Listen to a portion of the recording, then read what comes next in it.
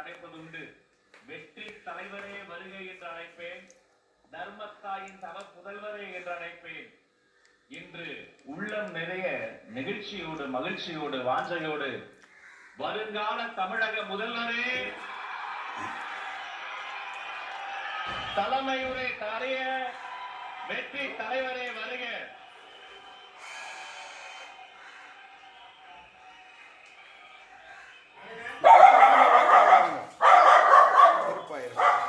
கூட்டத்துல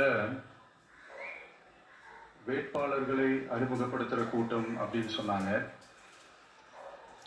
ஆனா என்ன பொறுத்த வரைக்கும் இது நம்ம மக்களுக்கான காப்பாளர்களை அறிமுகப்படுத்துறது. அப்புறம் இதை நான் சொல்லணும்,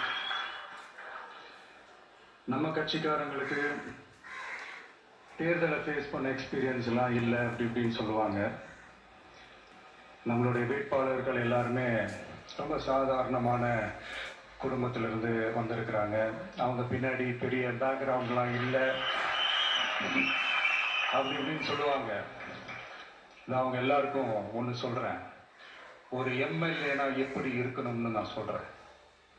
ஒரு எம்எல்ஏன்றது சும்மா அனுபவத்தை வச்சுக்கிட்டு கொள்ளை அடிக்கிறவங்களால இருக்கக்கூடாது. சும்மா அனுபவத்தை வச்சுக்கிட்டு சட்ட விரோதமா கல்குவாரியில ஈடுபடுறவங்களால இருக்கக்கூடாது. சும்மா அனுபவத்தை வச்சுக்கிட்டு கேள்வி கேட்கிற பிரஸ் ரிப்போர்ட்டர்ஸ் தாறுமாறா தாக்குறவங்களால இருக்கக்கூடாது. இன்னும் ஓப்பனா சொல்லணும்னா, இந்த திமுகவில் இருந்து வந்த ஒரு எம்எல்ஏ மேல கொள்ளையடிச்ச கேஸ் இருக்குது, போதைப் பொருள் கடத்தல் கேஸ் இருக்குது, திருட்டு கேஸ்லாம் இருக்குது. திருட்டு கேஸ்ல எல்லாம் ஜெயிலுக்கு போயிட்டு வந்தவர் ஒருத்தர் இருக்கிறாரு. நீங்க கூட யோசிக்கலாம் அவர் யாரு அப்படின்னு நீங்க யோசிக்கலாம். அந்த எம்எல்ஏ யாருன்னு உங்களுக்கு யோசிக்க தோணும். இன்னொரு க்ளூ வேணா நான் தரேன். அந்த திருட்டு கேஸ்ல உள்ள போயிட்டு வந்தவரை யாருக்கு எதிராக இந்த திமுக தேர்தலில் நிக்க வச்சாங்க தெரியுமா? இன்னைக்கு அவங்க கூட்டணியிலேயே மூச்சுக்கு 300 தடவை முட்டு கொடுக்கிற ஒரு மிகப்பெரிய ஒரு தலைவருக்கு எதிராக. அந்த தலைவரை தோக்கடிக்கணும்னு தான் 1996ல அவருக்கு ஆப்போசிட்டா இந்த எம்எல்ஏவை நிக்க வச்சாங்க.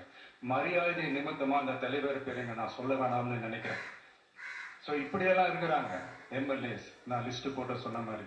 ஆனா எம்எல்ஏஸ்னா சும்மா இல்லை, ஒரு தொகுதிக்கு